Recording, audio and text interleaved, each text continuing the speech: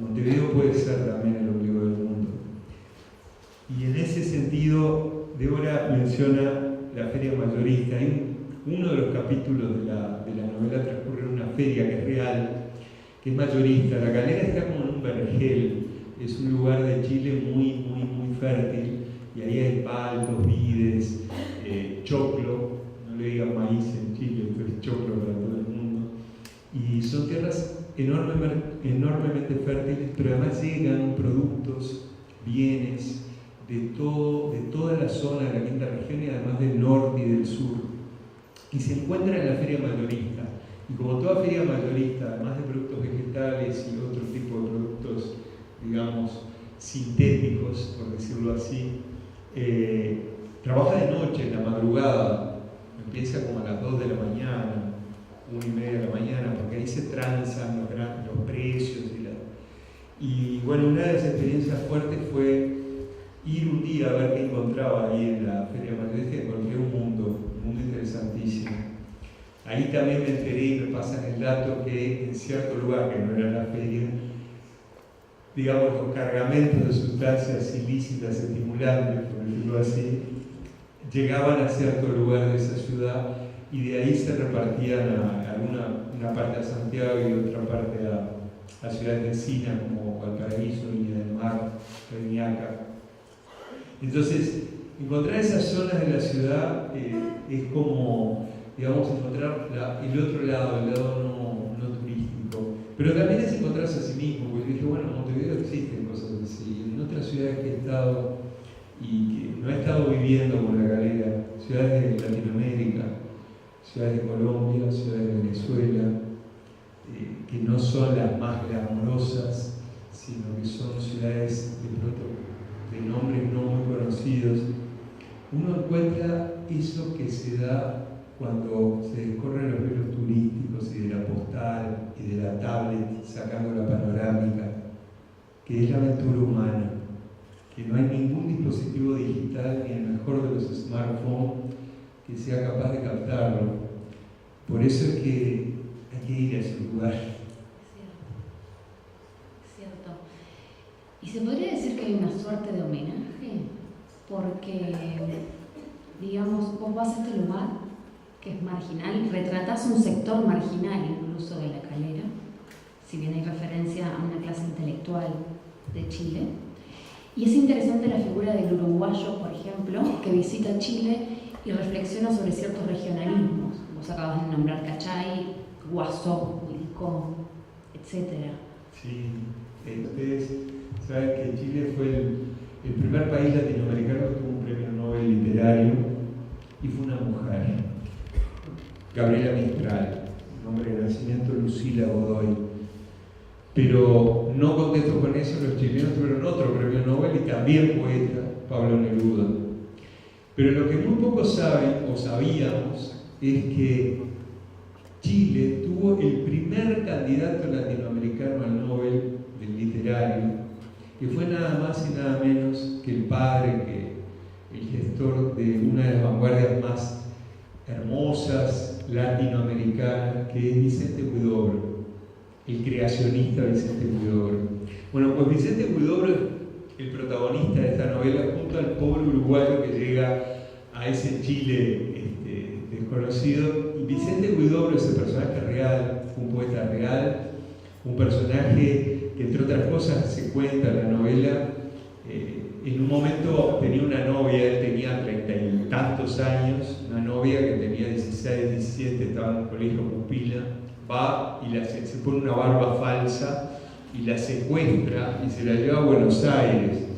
Ese poeta, Vicente Huidobro, tuvo contacto con Pablo Picasso, con el dadaísmo, con el nadaísmo, una vida aventurera, una vida de un tipo multimillonario que era miembro del Partido Comunista. La mamá le pasaba la plata, entre otras cosas, para mantener a la que secuestró en Buenos Aires.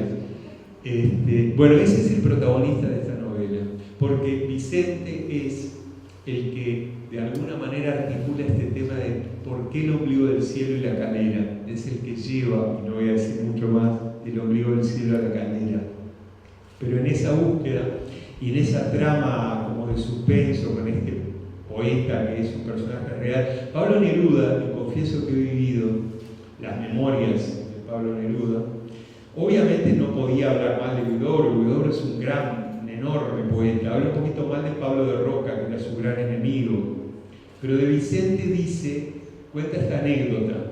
Vicente se paseaba por Santiago. Vicente estuvo en el frente de guerra en Berlín. Eso por lo menos es lo que se dice. Y además se dice que él muere, en las biografías se dice que él muere a causa de una herida de guerra que había recibido en la cabeza.